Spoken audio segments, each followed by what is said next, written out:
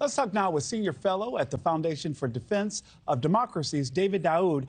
David, we've been here before. How optimistic are you that this ceasefire will actually hold for 60 days? I'm pretty optimistic that it will hold because Hezbollah has an interest in it holding. If we go back to even October 8th, 2023, Hezbollah has been asking for a ceasefire since then. They've been taking a battering at the hands of the Israelis. So they have an interest in not letting this fall apart. At the same time, the question really should be, how long will this hold in the long term? How long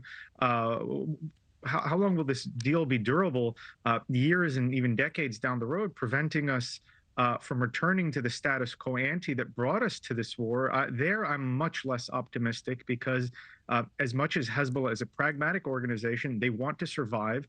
They also want to rebuild, regenerate. They've not given up their fight against Israel. They've not laid down their arms at all. This is a tactical decision made by them, given the losses they've suffered.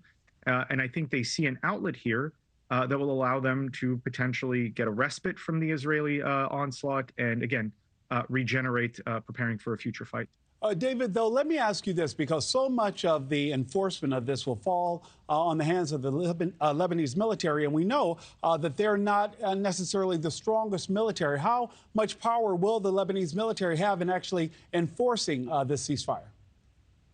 Well, again, so this takes us back to Resolution 1701, which also depended upon Lebanon and the Lebanese military for enforcement, for distancing Hezbollah north of the Litani River, for dismantling its infrastructure, for disarming the group, for controlling Lebanon's borders. Identical terms almost in this current ceasefire deal. The issue isn't one of capability. It's often incorrectly framed that way. It's an issue of will. The Lebanese armed forces isn't not act or failing to act against Hezbollah because they lack weaponry or numbers. They're failing to act against Hezbollah because Hezbollah aren't aliens. They're Lebanese. They are 100% Lebanese citizens. They have widespread Lebanese support. Recent poll showed that 85% by Arab Barometer showed that from September showed that 85% of Shiites in Lebanon support Hezbollah. So if you as the Lebanese army are to move against a very powerful armed group like Hezbollah that has massive domestic support from Shiites, Lebanon's largest possibly and definitely largest growing demographic, and that has external support from Iran and other militias in the region, you risk a very bloody and possibly unwinnable civil war.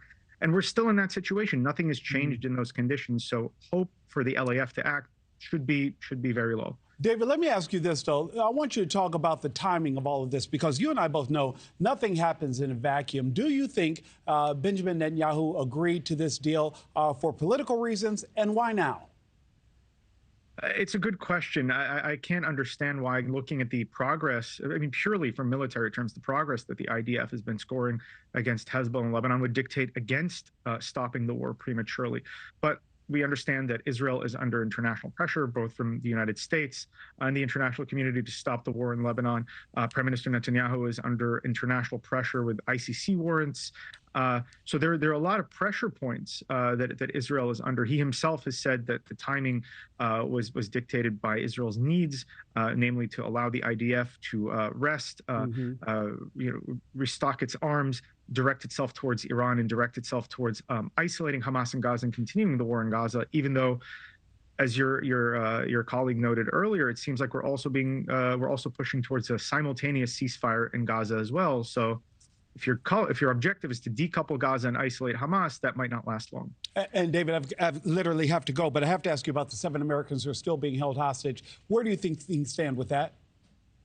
So we know that an Egyptian delegation was traveling to Israel to talk about hostage release and hostage negotiations. We'll see where those things go. Again, we've had hopeful starts in the past. We go back to July and August about ceasefire deal in Gaza and the release of hostages, and that went nowhere. I'm never an optimist on these things. Let's just wait and see. David Daoud, thank you so much. Thanks for watching, everybody. Go to joinnn.com to find NewsNation on your television provider. Also, don't forget to click that red subscribe button below to get more of NewsNation's fact-driven, unbiased coverage.